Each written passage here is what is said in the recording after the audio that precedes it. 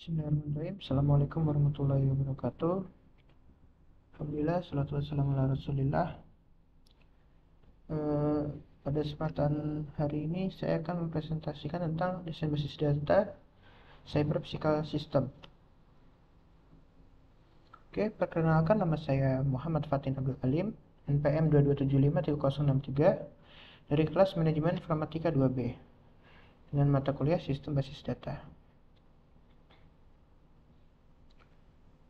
Apa sih Cyber Physical System itu? Cyber Physical System adalah sistem komputer di mana mekanisme dikendalikan atau dipantau oleh algoritma berbasis komputer.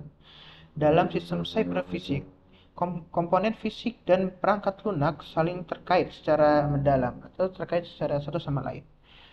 Mampu beroperasi pada skala spasi dan temporal yang berbeda, menunjukkan modalitas perilaku yang banyak dan berbeda, dan berinteraksi satu sama lain dengan cara yang berubah sesuai konteks atau sesuai waktu yang diinginkan.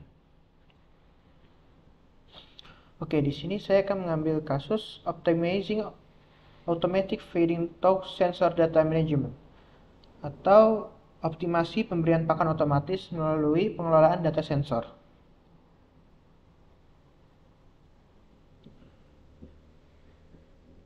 Jadi di judul ini mengacu pada pengaturan sensor untuk mengatur sistem pemberian pakan otomatis dengan cara lebih efisien. Sistem memberi pakan otomatis merupakan sistem yang dirancang untuk memberikan pakan kepada hewan secara otomatis tanpa campur tangan manusia.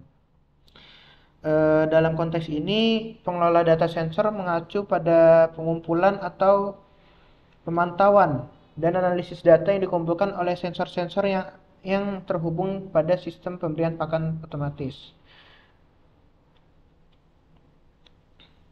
Oke. Kemudian berikut adalah entitas dari optimasi pemberian pakan otomatis melalui pengelolaan data sensor dalam cyber physical system. Yang pertama ada pengontrol pemberian pakan. Yang kedua, sensor data pemberian pakan. Yang ketiga, data pemberian pakan. Yang keempat, pengelolaan data sensor. Dan yang kelima, sistem pemberian pakan otomatis. Oke. Kemudian lanjut ke atributnya.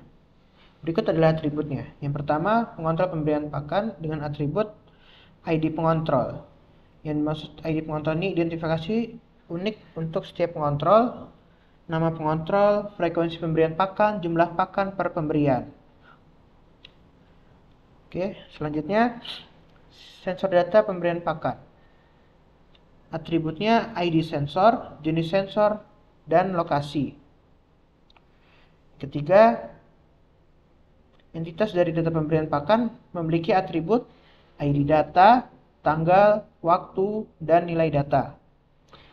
Yang keempat, pengelolaan data sensor memiliki entitas ID pengelola, nama pengelola, jenis data, frekuensi, pengukuran, dan metode penyimpanan.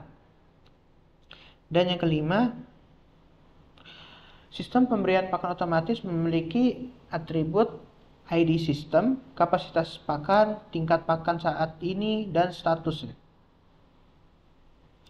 Jadi entitas dan atribut di atas adalah contoh yang dapat digunakan dalam optimasi pemberian pakan otomatis melalui pengelolaan data sensor dalam cyber physical system.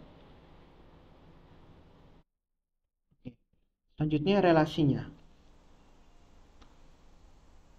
Di sini ada 5 tabel. Jadi hubungan pengontrol pemberian pakan dengan sistem pemberian pakan adalah one to one karena setiap sistem pemberian pakan terkait dengan satu pengontrol pemberian pakan. Yang kedua, hubungan antara sistem pemberian pakan dan data pemberian pakan memiliki relasi one to many karena setiap sistem pemberian pakan dapat memiliki banyak data pemberian pakan yang terkait diukur setiap harinya. Kemudian data pemberian pakan, hubungan antara data pemberian pakan dengan sensor data adalah many to many Karena setiap sensor dapat menghasilkan banyak data pemberian pakan dan setiap data pemberian pakan dapat dikumpulkan dari beberapa sensor yang berbeda. Kemudian, hubungan antara sensor data dengan sistem pemberian pakan otomatis adalah one to many. Kenapa? Karena setiap sistem pemberian pakan dapat terhubung dengan banyak sensor yang berbeda, sehingga setiap sensor data dapat diikatkan dengan satu sistem pemberian pakan. Oke, kemudian hubungan antara sistem pemberian pakan otomatis dan pengelola data sensor adalah one to many. Mengapa? Karena setiap sistem pemberian pakan hanya membutuhkan satu pengelola data sensor. Tetapi, satu pengelola data sensor dapat mengelola banyak sistem pemberian pakan. Kemudian, hubungan antara pengontrol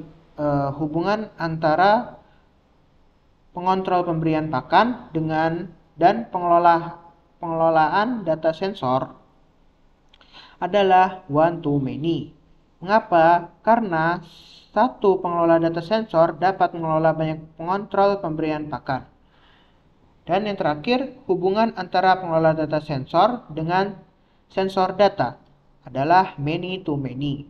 Mengapa? Karena setiap pengelola data sensor dapat berhubungan dengan banyak sensor data, dan setiap sensor data dapat dikaitkan dengan beberapa pengelolaan data sensor yang berbeda. Oke, kemudian bentuk normalisasinya. Di sini langsung saja normalisasi bentuk pertama. Ada data pemberian pakan, ID pemberian pakan, jenis sensor, ID sensor, pengontrol pemberian pakan, data pemberian pakan, sistem pemberian pakan, dan hasil. Normalisasi bentuk keduanya, setelah dinormalisasikan, kita dapat 3 tabel. Yang pertama, tabel pemberian pakan ada 2. Data pemberian pakan dan ID pemberian pakan. Dan tabel data pengontrol pemberian pakan, data pemberian pakan, sistem pemberian pakan. Tabel sensor ada jenis sensor dan ID sensor. Kemudian normalisasi bentuk ketiga. Di normalisasi bentuk ketiga ini kita mendapatkan hasil ID pemberian pakan, ID sensor, ID data, dan hasilnya. Oke, terima kasih. Cukup dari saya, lebih dan kurangnya mohon maaf. Wassalamualaikum warahmatullahi wabarakatuh.